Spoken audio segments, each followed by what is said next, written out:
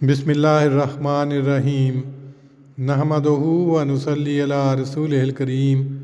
صحیح البخاری کتاب الصلاۃ باب 41 حل یقال مسجد بنی فلان، یعنی کیا یوں کہا جائے کہ فلاں لوگوں کی یہ مسجد ہے۔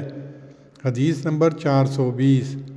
حضرت عبداللہ بن عمر رضی اللہ عنہما سے روایت ہے کہ رسول اللہ صلی اللہ علیہ وسلم نے حفیہ سے ان گھوڑوں کے درمیان گھوڑ دوڑ کرائی جو تیار کیے گئے تھے، اور ان کی انتہائی حد ثنیۃ الوداع تھی، اور ثنیہ سے بنو زریق کی مسجد تک ان گھوڑوں کے درمیان گھوڑ دوڑ کرائی جو تیار نہیں کیے گئے تھے، اور حضرت عبداللہ بن عمر رضی اللہ عنہما ان لوگوں میں سے تھے جنہوں نے ان گھوڑوں پر گھوڑ دوڑ کی۔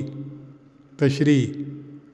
ابراہیم نخعی مسجدوں کو کسی شخص یا جماعت کی طرف منسوب کرنا مکروہ سمجھتے تھے، کیونکہ اللہ تعالیٰ فرماتا ہے وَأَنَّ الْمَسَاجِدَ لِلَّهِ فَلَا تَدْعُوا مَعَ اللَّهِ أَحَدًا۔ الجن 19۔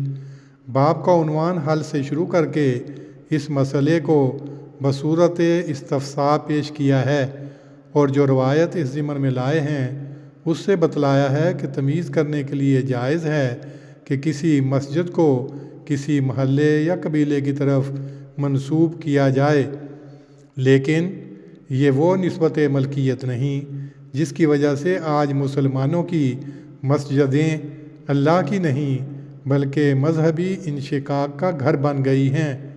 اس قسم کی مسجدیں اسلامی تعلیم کے مقتضا کے خلاف ہیں۔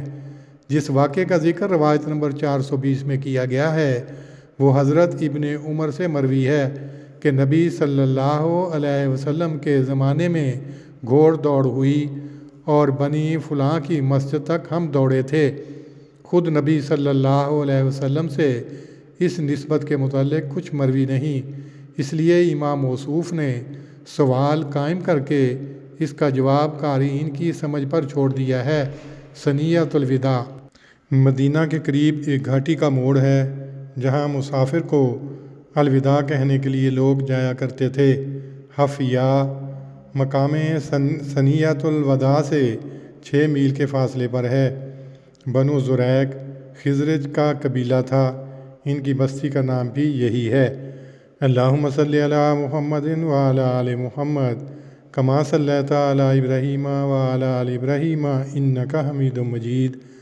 اللہم بارک علی محمد وعلی آل محمد کما بارکت علی ابراہیم وعلی آل ابراہیم انک حمید مجید۔